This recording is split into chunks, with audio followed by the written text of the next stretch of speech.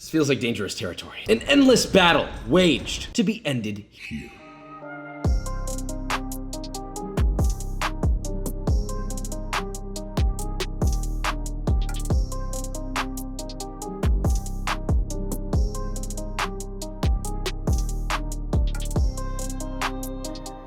So today it is Italian versus American, aka New York pizza. This is gonna piss people off from goddamn 2 different freaking continents. What are you gonna do about that? I know there's a lot of different American pizzas and there's a lot of different Italian pizzas, all right? We picked 2 of my personal favorites, New York and Neapolitan. Ding, ding, ding. They're both great pizzas. So for the record, before we even do this, let's have it be a clean fight. Let's have it be a respectful fight. And let's understand that pizza is delicious in many forms. And I know that some people feel that the New York pizza is not a real pizza. So let's define it today. So with all that being said, let's make this, shall we?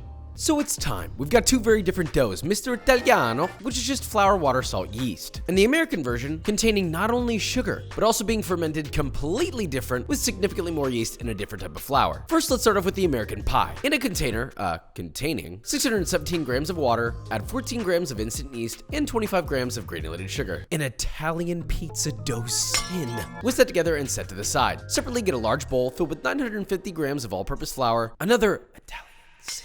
Now mix in 19 grams of fine sea salt by hand till combined. Pour your sugary yeasties into your flour mixture. Mix that by hand until you get a rough dough, and then knead on a clean work surface until it starts to easily pull away from said work surface and you have a relatively smooth dough. Grease a bowl, pop that into that greased bowl. Let that rise for 1.5 to 2 hours at room temp or until 2.5 times its original size. Punch it down, divide into 300-gram pieces, lightly form into balls. Pop that into a pizza proofing box, top of the lid, and proof for 3 to 4 hours at room temp. That's your goddamn American dough. Now moving on to, I know, settle down Italians, we love ya, mwah, mwah. Anyway, get yourself 512 grams of water, whisk in 3 to 4 grams of instant yeast until dissolved, much less than before. Separately in a large bowl, fill with 800 grams of double O tipo flour, not all-purpose. Keep it Italiano. To that you'll add 16 grams of fine sea salt. Mix that by hand till combined, add your yeasty juice, and mix by hand until you get a rough dough. Knead that for 5 to 7 minutes or until you get a beautifully smooth and supple dough. Now lightly coat the bottom of your bowl with super duper virgin olive oil, form your dough into a lightly taut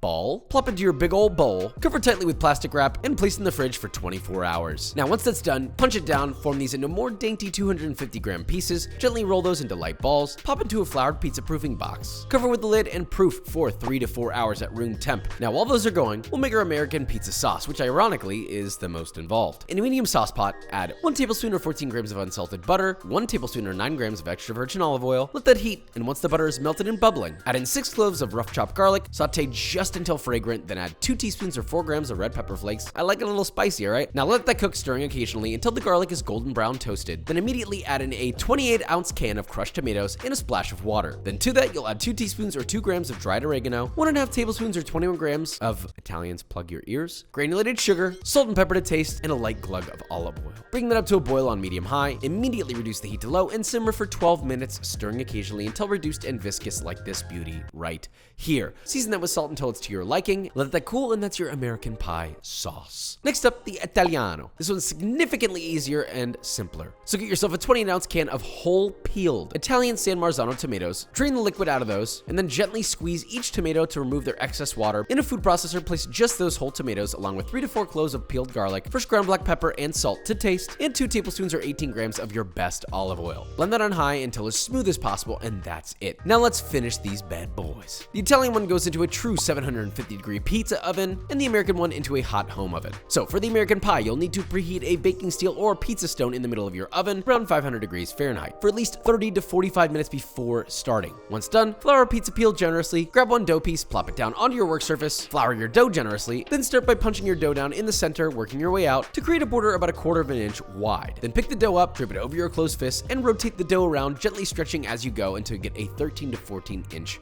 pie. Layer on a couple tablespoons of your sauce, starting in the center, spreading in little circles, working your way to the edge until the pie is evenly, beautifully coated like this. Separately, we have a cheese mixture of 2 cups low moisture mozzarella, 2 cups Monterey Jack, and half a cup of Parmigiano Reggiano. And I don't care if this is the American or Italian version, it's fresh grated. Now that's tossed together beautifully and sprinkled over your pizza to your heart's desire. Now load that into your oven onto your baking steel, close and let it bake for 5 to 7 minutes or until the edges get a nice deep golden brown and the cheese is bubbly melted. Pull that out, out, and not gonna lie, this thing looks pretty goddamn good. Now hold your horses. It's Italian time. Shaping and saucing is the exact same here, except this time you'll stretch this to no more than a 10 to 12 inch pie. Spread on your sauce, and then add nice little chunks of fresh buffalo mozzarella. Big chunk here, small chunk there, have fun with it. A couple of torn leaves of fresh basil. Wait a minute, Josh, you can't cook basil on a pizza, that'll kill the flavor. Listen, sweetheart, if this is done traditionally and cooked quickly enough, then yes, it will lose a little flavor, but it will also lightly perfume the pizza with that basil scent. Now, optionally hit that with a glug of extra virgin olive oil, load that into a 750-degree pizza oven, cook for 30 seconds, turn it halfway, and cook for another 20 to 35 seconds. Take it out, and that is a goddamn gorgeous pie. Now to finish, we're gonna add some fresh torn basil leaves to bolster our now newly perfumed pizza. Now, side by side, sure, they're from two different parts of the world, but despite the differences, maybe they can both see the beauty in each other. But is there a winner? Let's find out. Pizza court is in session. Mamma mia. We have two different pizzas. They both look extraordinarily different. Let's begin with the smell. Oh, molto bene. This one kind of loses the smell test. You've got the garlic, the fresh tomato sauce. You smell the char, the smoke. On this, it's mostly just cheese I'm picking up. Not a bad thing, but I prefer this one. It's good. It's exactly what you think a New York pizza is gonna taste like roughly, right? Caramelized cheese. The sauce is a little spicy, a little sweet. I like it, I love it. This is gonna be a bite. I'm just gonna be straight up. This, to me, is better. Period, end of story. Sorry, New Yorkers. Whoa, stop. I know you're freaking out. Well, he didn't make it properly. Look, been all over New York and had plenty of pizzas. Been all over Italy and had plenty of pizzas. I'm making both of these pizzas, so I'm using all of my professional knowledge to tell you, I like this one more. Personal preference, because this has more depth of flavor. There's more layers to it. I like that it's not so just heavy and laden, it's balanced. Given either of these choices, I'm not gonna be upset because they're both equally delicious in their own way. But we'll bring in some other representatives. Let the line begin.